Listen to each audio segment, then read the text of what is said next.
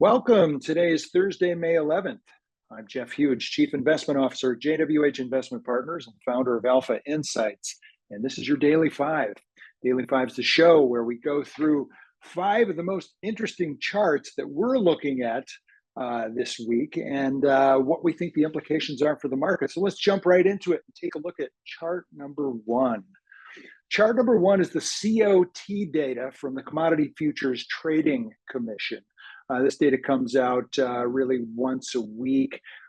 This data that we're looking at here is for the S&P 500 E-mini futures contract. And what we're doing is actually we're looking at the consolidated data. And this is from last Friday's commitment of traders. And what it showed is that open interest in this contract has now reached the highest level since COVID began. This is a new post-COVID high for open interest at 2,304,000 contracts. And while a lot of attention is given to the net short position of leveraged funds, imbalances by asset managers on the long side are generally ignored. A lot of people believe them to be the smart money, but in our experience, nothing could be further from the truth. In fact, the asset manager bucket is really made up of CTAs, commodity trading advisors, or quant funds for those whose positioning is really driven by price and volatility signals, okay? And so what we're seeing in the most recent run of data as of Friday's close is over 1 million contracts held long by CTAs, representing about 44.5% of open interest. This, in our view, represents a significant risk. When we talk about net shorts, being very, very high, what we really want to think about is what's the percentage of total open interest. And if we take a look at leveraged asset or leveraged funds positioning in terms of their net short position, it's 25%. It's really nothing out of the ordinary for them. It's all relative to open interest, right? For every contract that's sold short, somebody else has to go long. And what we're looking at right now is CTAs have gone long. And the big problem that we see is that these quant funds generally miss the entire rally. Okay, they've just recently built this huge position because we're seeing some volatility signals and some moving average crossover signals that tell them that price action could be moving bullish. And so they're piling in, feet first. And what we see is that this isn't necessarily a foregone conclusion. In fact, price action can reverse that position just as easily. And then what we're looking at is the next big price signal is S&P 4048. And if we did see a break below that level, we think the floodgates would open. In fact, we estimate at least 1/3 of that million contract position would be liquidated immediately. Another third would be liquidated upon a break below 3909, and the final third upon a break below 3808. So those are the key levels that we think could cause a flood of selling from CTAs. Let's look at chart number two. So there's really three things that we think could be maybe a catalyst for this. One is the potential U.S. default on their debt. Now, I think this is a very, very low probability situation, but Treasury Secretary Janet Yellen warned last week that the U.S. could run out of money by June 1st if the debt ceiling is not raised. And, what we're looking at right now is a real political, tug of war. Both parties ratified the current spending budget, but the Republicans now appear poised to renege on that unless the Democrats agree to some fairly radical spending cuts with respect to entitlement programs that benefit both parties' constituents. So I don't know that the American people necessarily are looking forward to getting their Social Security checks cut or other benefits, Medicare, et cetera. But the Republicans seem hell-bent on pushing these spending cuts in order to get, a leg up on the Democrats before they're willing to agree to a debt ceiling increase. Now, what's making matters more, punctuated at this point is that Republican presidential frontrunner Donald Trump last night in a CNN interview urged the GOP to let a catastrophic debt default occur if the Democrats don't acquiesce to the GOP's demands. This actually raises the stakes a little bit. And as we can see in the chart, which is a chart of U.S. sovereign 5-year credit default swaps, we're seeing that the spreads on those CDS have now spiked to, a new high. The previous high was back when we got into the same situation in 2011, and they got up to around 64.4. They recently hit just shy of 71 basis points. That means that buyers of Treasury securities are willing to pay 71 basis points to protect against their default. Well, I think it's very, very unlikely that this is going to occur. I think it's a high probability that we'll arrive at some kind of an 11th hour agreement. But with all the crazy events that have occurred over the past several years, you got to ask the question, could this heretofore unthinkable event be the next log that's thrown on the fire of crazy events? It's something to keep in the back of your mind. That's all we have to say about that. Chart number 3. I think recession risk is really the biggest issue going forward. And I think that we're coming closer and closer to a realization that a recession is inevitable, just given how tight monetary policy is relative to previous conditions. And if we look at recessions and how the S&P 500 is traded, we're using a chart from Ned Davis Research here, which shows, looking at all U.S. recessions since 1948, the median recession has lasted about 10 months. And if we look at the first 120 days following the start of that recession, the S&P 500 has declined by an average of 3.8% on average to its max drawdown level. In 2/3 of these instances, the index declined between 5.7 and 21%. In 1/3 of the instances, the index actually gained somewhere from about flat to about 13.5%.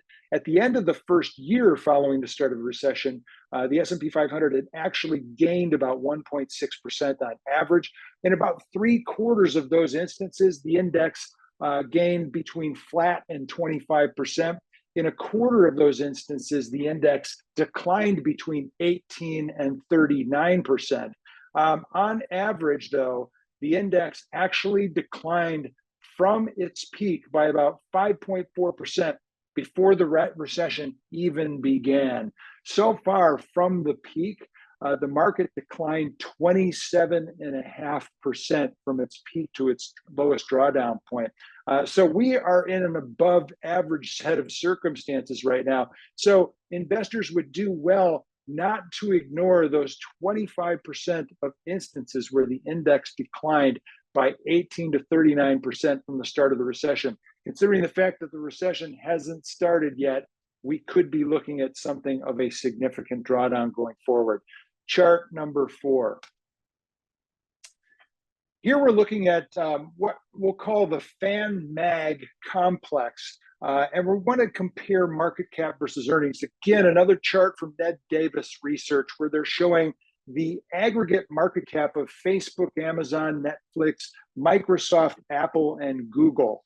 And what we're really looking at is that market cap in the top frame and its earnings contribution in the middle frame. And at the bottom, we're looking at the gap between the two. So, when growth peaked in the FANMAG complex going back to Q1 2021, its aggregate market cap as a percentage of the S&P 500 weighed in at about 22%, but its earnings contribution to the index was actually 23%. Today, the aggregate market cap is back to 22%, but the earnings contribution to the index has actually fallen to 16%. Now, the gap between the market cap and the earnings has rarely been higher than it is today, at nearly 2 standard deviations above its mean. One occasion recently was in 2020, and the gap was actually closed by very strong earnings growth from the FANMAG complex. More recently, in 2022, when that same level had been achieved, the gap was closed by significant underperformance by the FANMAG complex. looking at where we are today and with an imminent recession facing the U.S. economy, and taking a look at companies like Apple, who posted its second consecutive quarter of negative revenue growth on a year-over-year basis, we think it's very, very unlikely that we're going to see strong earnings growth close the gap. We suspect that a repeat of the 2022 situation is close at hand, whereby the FANMAG stocks underperform the rest of the market dramatically. And that could actually have a major negative impact on the performance of the major averages. Let's take a look at chart number 5 just to kind of see where we are within this market analysis. We've got two counts we're working with here. Our preferred count, which is laid out here nicely in this kind of 9-month daily chart of the S&P 500, but we're also illustrating a alternate count in kind of that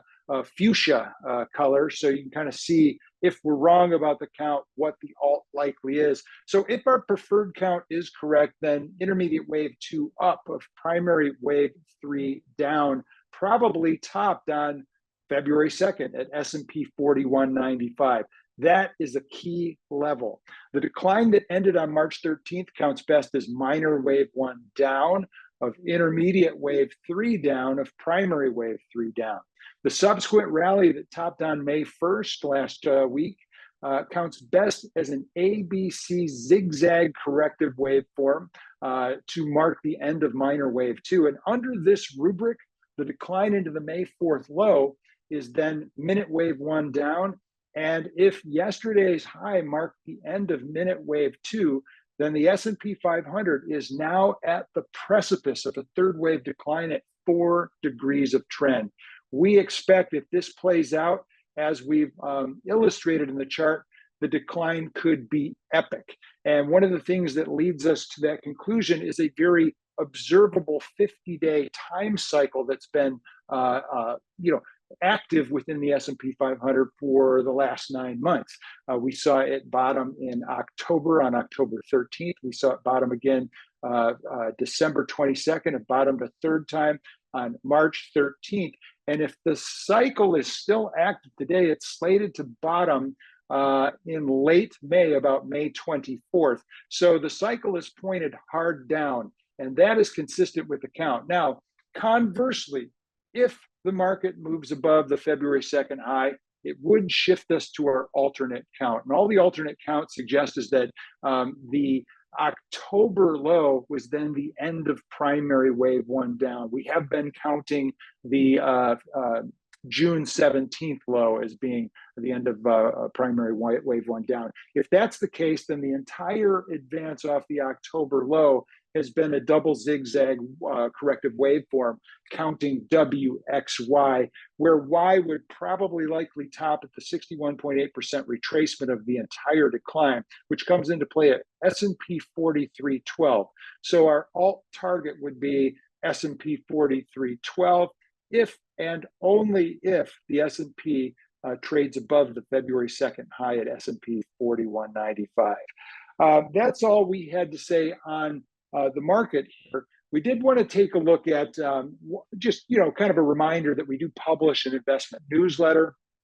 That newsletter is free to subscribe to. We most recently published on Saturday, May 6th. So it's pretty much hot off the press and very fresh content. The letter covers key macro factors affecting the economy and the markets. And, we do also have an upgrade to paid option for those who want more. You can upgrade to paid for as little as $12 a month. It includes our monthly market forecast, our positioning recommendations, and paid subscribers also receive our weekly publication, Alpha Insights Idea Generator Lab, which details our top actionable trade idea each week, as well as provides updated weekly market commentary, and that goes out every Wednesday. So there are some benefits to being a paid subscriber of our newsletter. Huge insights, the big picture. Take a look. If you'd like to follow up with us, you can find us on our website at jwhinvestment.com or follow us on Twitter at alpha_insights. And you can find the newsletter on Substack at hugeinsights.substack.com. With that, I want to thank you very much for watching today and wish everybody out there good luck trading.